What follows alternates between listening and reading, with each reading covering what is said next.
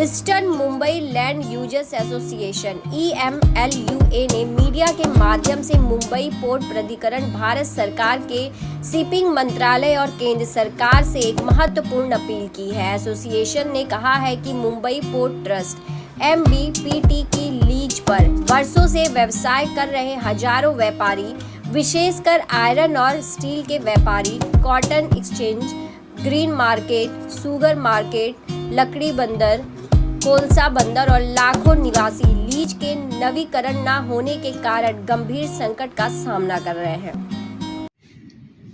हाँ, अपना अपना नाम बताइए, डेजिग्नेशन बताइए और किस एसोसिएशन से आप रिलेटेड हैं, और आज जो प्रेस कॉन्फ्रेंस बुलाई गई है उसका मुख्य उद्देश्य क्या है? My name is Rama Rao, practicing advocate in the area of tenancy law. And this issue is a burning issue from several years between MBPA and the lessees of MBPA. It is maybe Indian Merchant Chamber. Even recently we had a press conference in the Indian Merchant Chamber also. That is just not even more than 3 weeks, less than 3 weeks. This is a burning issue going on across the Bombay and townships. They are classifying as a township. This has Kandla Free Trade Zone. There is particular location where there is a township or a trade zone, economic zone, or free trade zone. They classify. EPT is classifying. I am only addressing the general issues as we decided is not adverse to anything is a policy. So while I are on the point of policy, I need to bring to the attention of the public as well as a general issue. There is something called PGLM. And I met chairman of the PPT and he was telling that we can't do anything except obey the PGLM, policy guidelines for land management. This is the Bible, this is the Veda for us. If it is 30 years, up to 30 years, these policy guidelines, land management should be followed, and there should be e-action, electronic action, e-tendering. And suppose if the companies like Reliance or Ambani or Adani, whoever wants to develop a particular plot, then that particular plot is to be e-action. Their tenders are to be invited. So if you want to take land, you will know, I have no right. I got to go by full stop, comma of the PGLM, policy guidelines for land management. Not even one step I can across, I can go or step. This is the version that the BPT, right from the chairman to the estate officers are talking about. So when there is no freedom, then who has to, the important question, definitely I have to bring it to even the public authorities, even the individuals as the normal citizens. We have to exercise our constitutional rights, and the politics, judiciary, legislation, judiciary and executive. All the three have to be harmonized. Legislative, executive, judiciary to be harmonized, and the public should not be put to the loss, put to the hardship. There is a lot of dislocation, hardship, not only merely financial hardship, it is even living. Right to equality is one thing, right to live, right to life is at jeopardize.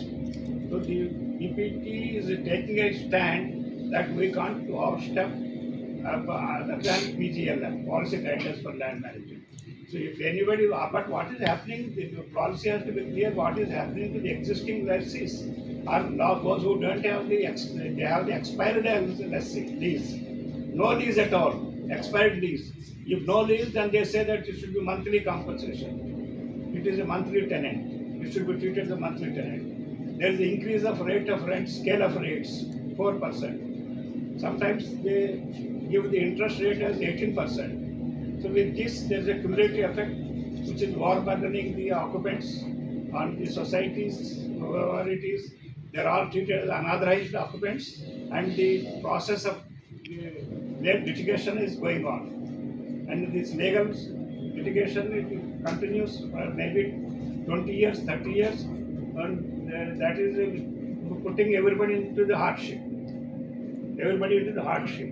So therefore we appeal through this media that the government authorities as well as the public authorities, the merchant chambers and all the associations have to apply and address the issues, burning issue, with a view to resolve the issues and see that the undue hardship is not caused to the public or the merchants or the economic issues which have to be promoted. Thank you. Judgement के अंदर में उनका लिखा है वो सारे plots के ऊपर में आज 5 लाख से 10 लाख अफेक्टेड पार्टीज हैं। ये सारी जितने अफेक्टेड पार्टीज हैं ये सब एक मुद्दे से बहुत परेशान हैं कि मुंबई पोर्ट ट्रस्ट ने अपनी लीजेस रिन्यू नहीं की है। जैसे कि आप जानते हैं सिडको की जगह होती है तो लीज रिन्यू होती है, कलेक्टर की जगह होती है लीज रिन्यू होती है, रेलवेज की जगह होती है लीज रिन्यू होती है। तो कोई भी लॉन्ग लीज होती है एक एक्सपेक्टेशन होती है आदमी की गवर्नमेंट की लीज है वो रिन्यू होएगी, लेकिन मुंबई पोर्ट ट्रस्ट ने अपनी लीजेस रिन्यू नहीं की है। इतना ही नहीं, मुंबई पोर्ट ट्रस्ट ने एक और काम किया है कि रेट्रोस्पेक्टिवली एक स्केल ऑफ रेट्स सैंक्शन करवा के वो स्केल ऑफ रेट्स के माध्यम से अपने टेनेंट्स के ऊपर में करोड़ों और अरबों रुपए का क्लेम बना दिया है, जो आज की तारीख में मुंबई पोर्ट ट्रस्ट की जगह पर रहने वाले या काम करने वाले लोगों में से कोई भी भरने के लिए सामर्थ्य नहीं है। खास करके जितने हमारे व्यापारी एसोसिएशंस हैं जो अधिक तादाद में आज प्रेस कॉन्फ्रेंस के अंदर में है, इसके अंदर में लकड़ी के व्यापारी, आयरन एंड स्टील के व्यापारी, अलग अलग टाइप की जो वस्तुएं हैं, शिप ब्रेकिंग के व्यापारी, बहुत सारे अलग अलग व्यापार इसके ऊपर है, बहुत सारे होटल्स हैं, बहुत सारी कोऑपरेटिव सोसाइटीज़ हैं, बहुत सारी पगड़ी बिल्डिंग्स हैं। ये सब जो लोग हैं ये कोई भी इस एस्ट्रोनॉमिकल इंक्रीज को बेयर करने के लिए सक्षम नहीं। और बॉम्बे पोर्ट ट्रस्ट की ये जो एस्ट्रोनॉमिकल इंक्रीज इन रेट्स है इसको चुनौती हाई कोर्ट के अंदर में 100 से ऊपर रिट पिटीशंस के माध्यम से अलग अलग लोगों ने चुनौती दी है। वो मामला इस समय न्यायिक विचाराधीन है, इसकी सुनवाइयाँ चल रही है, लेकिन मुख्य में एक ही मुद्दा है। There is one core issue which is that the Bombay Port Trust has not renewed its leases. Once the Bombay Port Trust renews its lease on reasonable terms, it will give some relief to lakhs of occupants and lakhs of land users. ये press conference एमलुआ eastern Mumbai land users association ने call की है। ये एक association है जिसके अंदर में कुलाबा की टिप से लेके शिवड़ी तक अनेक ऑक्यूपेंट्स सबका एक समूह है और सबकी एक ही कॉमन आवाज़ है कि बॉम्बे पोर्ट ट्रस्ट अपने लीजेस को तुरंत रिन्यू करे, रीजनेबल टर्म्स पे रिन्यू करे, जिससे कि टेक्निकली हमें इलीगल स्टेटस नहीं मिले, सब लोग आराम से व्यापार कर पाए, मुंबई पोर्ट ट्रस्ट को भी रेंट मिले और विन विन सिचुएशन के अंदर में ये चीज़ कल्मिनेट हो। क्योंकि इस तरीके की एस्ट्रोनॉमिकल इंक्रीज और नॉन रिन्यूअल ऑफ लीज और ये जो अराजकता का माहौल जो पूरे मुंबई पोर्ट ट्रस्ट की लैंड यूजर्स के बीच में फैल गया है, इससे खास करके एक बड़ा नुकसान ये हो रहा है कि मुंबई पोर्ट ट्रस्ट को भी उनके भाड़े नहीं मिल रहे हैं। क्योंकि लोग सोचते हैं कि अगर हम कुछ पैसा दें और पूरा पैसा नहीं दें तो भी हमारे ऊपर इविक्शन लगेगा, तो फिर हम किस तरीके से इस चीज़ को अप्रोच करें। अगर कुछ रीजनेबल ऑफर हो, कुछ रीजनेबल सेटलमेंट हो, लीज रिन्यू हो, तो मुंबई पोर्ट ट्रस्ट को भी फ़ायदा होगा, जिससे देश के राजस्व में भी वृद्धि होगी और इतने सारे टेनेंट्स को भी आराम मिलेगा। तो इसीलिए प्रेस कॉन्फ्रेंस का मुख्य मुद्दा ये है कि मुंबई पोर्ट ट्रस्ट अपने लीजेस को रिन्यू करें। और आप मीडिया के माध्यम से सभी लोगों की एक ही मुंबई पोर्ट ट्रस्ट से अपील है कि सभी टेनेंट्स और लेजीज, लैंड ऑक्यूपेंट्स बहुत ज़्यादा पीड़ित है, they are very very severely aggrieved, so please renew their leases. Total land जो है मुंबई पोर्ट ट्रस्ट का, अपना नाम बताइए और डेजिग्नेशन और एसोसिएशन, किस एसोसिएशन को आप रिप्रेजेंट करते हैं, और इस विषय में थोड़ी सी ब्रीफिंग दीजिए मीडिया को कि आज किस मुद्दे पे, किस विषय के लिए मीडिया यहाँ पे आया। मैं हरिद्वार सिंह बोल रहा हूँ, बॉम्बे चारकोल मर्चेंट एसोसिएशन से मैं प्रेसिडेंट हूँ। हमें ये कहना है कि सुप्रीम कोर्ट के डिसीजन के पहले इन्होंने एक कंप्रोमाइज फार्मूला बनाया था जिसके अंदर इन्होंने सब टर्म कंडीशन उसके अंदर डाली थी। उन्होंने लीज रिन्यूअल का भी किया। यहाँ तक कि ऑक्यूपेंट या सब टेनेंट है, सबको रेगुलराइज करने के लिए एक प्रीमियम लेकर के इन्होंने उसको वादा किया था हम ये सब करेंगे। इसी बेस पर सुप्रीम कोर्ट ने ऑर्डर दिया कि lease deed should be executed. Even if lease deed is not executed, term of compromise proposal is binding to the lessees. Bombay port trust ने इसके पहले लीज रिन्यूअल किए हैं, एक तो 51 में किए, उसके बाद 70 में उन्होंने किया, जिसका लीज था हम लोगों का मंथली लीज है, वो लीज हटा करके टेनेंसी राइट दे दिए, वो लीज को ख़त्म कर दिया। लेकिन अब जो है सुप्रीम कोर्ट के ऑर्डर के बावजूद ये अभी लीज नहीं कर रहे हैं, ये हमारे लिए सबसे बड़ी प्रॉब्लम है। आज जो इन्होंने एसओआर बनाया है, हम जो एसओआर भर रहे हैं उसका कम से कम 40 गुना ज़्यादा है, 40 गुना ज़्यादा है। इसकी कोई गारंटी नहीं है कि कोर्ट का फैसला होने के बाद, क्योंकि कोर्ट खाली एसओआर पर फैसला करेगी, ये हमारे लीज को रिन्यूअल करेगी कि नहीं करेगी। हमारी मांग यही है, कोर्ट के माध्यम भी हम मांग करेंगे, जो भी रेट तय हो उसके साथ लीज रिन्यूअल का आरोप डाला जाए। बहुत बहुत धन्यवाद आप सभी लोगों का। मैं राजीव खंडेलवाल हूँ, पास्ट प्रेसिडेंट ऑफ दारूखाना डिस्मा, Darukhana iron and steel merchants association और केमेक का वाइस प्रेसिडेंट हूँ। हम लोगों को एक व्यापारी वर्ग बहुत परेशान है, व्यापारी वर्ग ही नहीं, ये मुद्दा सभी का है। और व्यापारी वर्ग इसके लिए परेशान है कि उसके ऊपर जो डिपेंडेंट हैं उन लोगों की काफ़ी रोजी रोटियाँ जाती हैं और काफ़ी लोग इससे अनएम्प्लॉयमेंट होते हैं। रहवासी का भी प्रॉब्लम है क्योंकि उन लोगों के घर जाते हैं, और भी ग्रेन मर्चेंट्स हैं, शुगर मार्केट बिल्डिंग है, और भी बहुत सारे लोग हैं, सबका तकलीफ है। लेकिन दारूखाने की पोजीशन बहुत ज़्यादा ख़राब है। दारूखाने की पोजीशन में इंफ्रास्ट्रक्चर भी बनाने को नहीं दे रही है गवर्नमेंट, मतलब बीपीटी ना तो इंफ्रास्ट्रक्चर, मतलब प्लॉट्स इस तरह के हो गए हैं कि उसकी रिपेयरिंग भी नहीं कर सकते हम लोग, रिपेयरिंग का भी वो परमिशन नहीं देते हैं। टॉयलेट्स की बहुत पोजीशन ख़राब है, रोड्स की बहुत पोजीशन ख़राब है। एक दारूखाना एरिया ऐसा है कि जहाँ पे कि हम व्यापारी लोग किस तरह से जी रहे हैं वो एक बहुत बड़ा मुद्दा है। इसके अलावा व्यापारी लोग जो एसओआर इन्होंने 2012 से रेट्रोस्पेक्टिव किया है, वो मतलब इतने एग्जॉर्बिट रेट हैं कि उससे व्यापारी बहुत परेशान है। इतना परेशान है कि वो मतलब व्यापार करे नहीं करे, क्या करे, उसको समझ में नहीं आ रहा है। एक्चुअली इतनी अनसर्टेनिटी हो चुकी है, क्योंकि वो छोड़ करके भी जाता है तो उसके ऊपर लायबिलिटी पैदा हो जाती है। तो क्या करे व्यापारी, ये हमको एक शिपिंग मिनिस्ट्री में भी हमने काफ़ी कोशिश की थी इस मुद्दे को उठाने के लिए, लेकिन कोई उसका जवाब नहीं मिला हमको। बीपीटी से हमारा यही अनुरोध है कि हमको रेंट हम बढ़ाने के लिए तैयार हैं as per supreme court. As per supreme court जैसा 2004 में सुप्रीम कोर्ट ने कंप्रोमाइज फार्मूला बोला था, उस हिसाब से हम लोग देने के लिए बिल्कुल ना नहीं करते हैं। और रेंट बढ़ना ही चाहिए, हम ये नहीं बोलते रेंट नहीं बढ़े।